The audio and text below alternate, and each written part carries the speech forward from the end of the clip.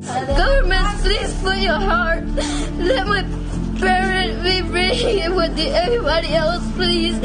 Donald Trump's administration have lost the parents of 545 children they abducted at the border and caged.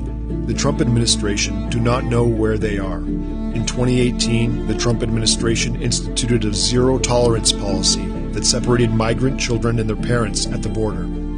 They took these parents' children away right in front of them as the children cried and begged to stay with their parents.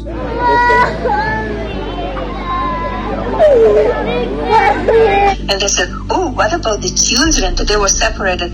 Give me a break. Hundreds of parents were deported to Central America without their children. And this is where Donald Trump has put the children.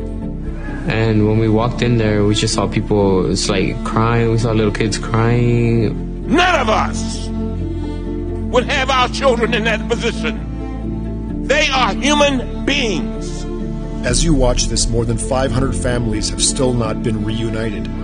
As you watch this, thousands of kids cry themselves to sleep every night, wondering if they will ever see their parents again.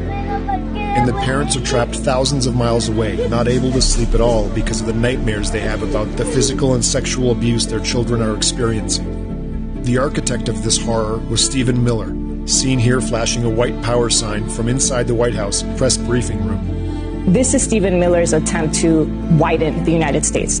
He created this myth that these parents really didn't lose their children, that the children were the product of dark cartels and human traffickers. Why would the children be crying to stay with them? It doesn't make any sense, but they sold this lie to Trump's base, and it has been repeated for years, while these children sit in cages.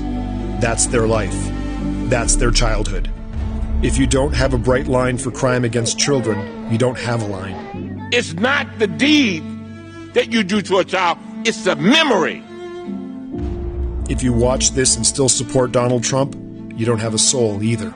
Yeah, 525 kids not knowing where in God's name they're going to be and lost their parents. Go ahead.